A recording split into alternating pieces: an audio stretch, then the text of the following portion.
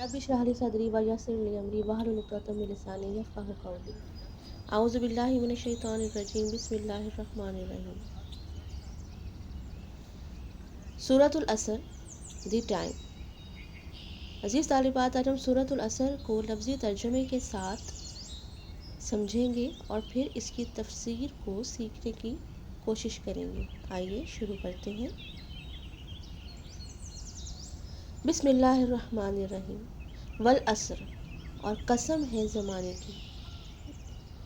ان الانسان لفی خسر، بے شک انسان خسارے میں ہے۔ الا الذین، مگر وہ لوگ نہیں، آمنو جو ایمان لائیں، وعملوا الصالحات، اور عمل کریں گے نیک یعنی صالح، وتواصوا بالحق کی، اور نصیحت کریں گے ایک دوسرے کو حق کی، وتواصوا بالصبر، اور تلقین کریں گے ایک دوسرے کو صبر کی۔ اس آیت مبارکہ میں اللہ تعالیٰ نے زمانے کی قسم کھائی ہے، عصر کے وقت کی قسم کھائی ہے، اور کہا ہے کہ بے شک انسان خسارے میں ہے، نقصان میں ہے۔ جیسا کہ انسان پیدا ہوتا ہے، موسم گزرتے ہیں اور ایک وقت آتا ہے کہ وہ موت کے قریب ہو جاتا ہے اور موت کا ذائقہ چکھ لیتا ہے۔ وقت تیزی سے گزر جاتا ہے، وقت کسی کے لیے نہیں رکتا، وقت کا کام گزرنا ہی ہے۔ لیکن وہ لوگ جو اس وقت میں اپنے رب کو راضی کرتے ہیں، وہ لوگ در حقیقت کون ہیں؟ اللہ تعالیٰ کے نیک بندے، اور وہ خسارے میں نہیں ہیں، کیونکہ آخرت میں انہیں جنت کی خوشخبری ہے۔ سورۃ الحشر میں اللہ تعالیٰ کہتے ہیں، اے ایمان والو، اللہ سے ڈرتے رہو، اور ہر شخص کو دیکھنا چاہیے کہ اس نے کل یعنی قیامت کے لیے کیا سامان بھیجا ہے، یعنی موت کی تیاری کر لو۔ قیامت آنے والی ہے، یہ ہم سب جانتے ہیں، لیکن اس سے پہلے بھی زلزلے، طوفان، عذاب بن کر ہم پر آتے ہیں۔ اور آج ہر ملک ایٹمی پاور بنا ہوا ہے، ایک دوسرے پر میزائل سیٹ کر کے بیٹھا ہے، ایک دوسرے کے شہروں پہ گرا رہا ہے۔ یہ سب قیامت ہے۔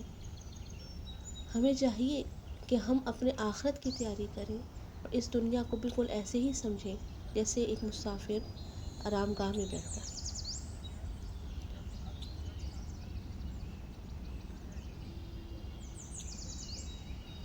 جس طریقے سے اللہ تعالیٰ نے نظام بنایا ہے، یہ تیزی سے اپنے اختتام کی طرف جا رہا ہے۔ وقت اڑ رہا ہے اور انسان ہے کہ بے خبر ہے۔ جس طرح برف باہر گھل جاتی ہے اور پھر پانی بن جاتی ہے، اس طرح انسان کی عمر بھی ختم ہو جاتی ہے اور وہ موت کو چکھ لیتا ہے، یعنی موت اس کو گھیر لیتی ہے۔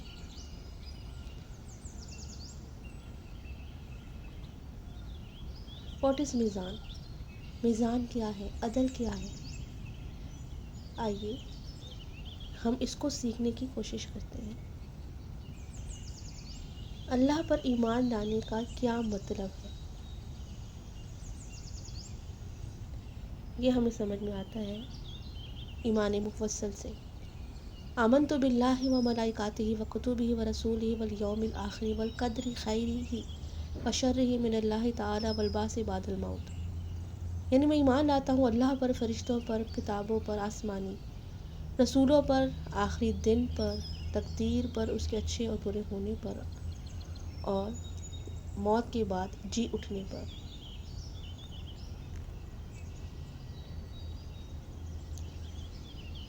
حضرت ابو ہریرہ رضی اللہ تعالیٰ عنہ سے روایت ہے کہ رسول اکرم صلی اللہ علیہ وآلہ وسلم نے فرمایا کہ اللہ تعالیٰ فرماتے ہیں، اے ابن آدم، تم بھلائی کے کاموں میں خرچ کرو، میں تم پر خرچ کروں گا۔ یعنی نیک کاموں میں آگے بڑھو، سبقت جانے کی کوشش کرو، ریاکاری نہیں کرو، بلکہ اللہ کو راضی رکھو۔ صبر کیا ہے؟ امر بالمعروف و نہی عن المنکر۔ پہلے ہم نے پڑھا کہ ایمان کیا ہے۔ ایمان، اللہ پر ایمان، اس کی کتابوں پر، اس کے رسولوں پر، اس کی بنائی ہوئی تقدیر پر، اور موت کے بعد جی اٹھنے پر ایمان۔ پھر ہم نے پڑھا عمل صالح، یعنی نیک کاموں میں انفاق فی سبیل اللہ، اللہ کی راہ میں خرچ کرنا، اب ہم پڑھتے ہیں امر بالمعروف و نہی عن المنکر، یعنی نیکی کا حکم دینا اور برائی سے روکنا، اور ایک دوسرے کو دین کی راہ میں آنے والی مشکلات پر صبر کی تلقین کرنا۔ یہ چار وہ خصوصیات ہیں جو اگر ایمان والوں میں نہ ہوں تو وہ بھی خسارے میں آ جائیں گے۔ صبر آسمانی پیمانہ ہے جو اللہ اپنے نیک بندوں کو عطا کرتا ہے۔ برائی سے پہلے ہمیں خود رکنا ہے اور پھر دوسروں کو اس سے روکنا ہے۔ امید ہے طالبات آپ کو سورۃ العصر کا لفظی ترجمہ اور اس کی تفسیر سمجھ میں آئی ہوگی۔ یعنی اللہ تعالیٰ نے فرمایا کہ ان لوگوں کے علاوہ باقی تمام لوگ خسارے میں ہیں۔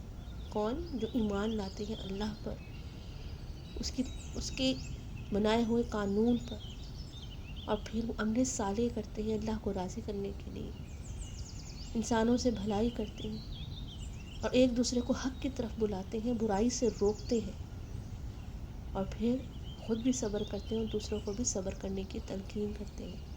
یہی وہ لوگ ہیں جو خسارے میں نہیں ہیں، باقی تمام کے تمام لوگ نقصان میں ہیں، اور قیامت بہت جلد آنے والی ہے۔ وہ وقت بہت قریب ہے جب ہم اللہ کے سامنے اپنے نامہ اعمال لے کر کھڑے ہوں گے۔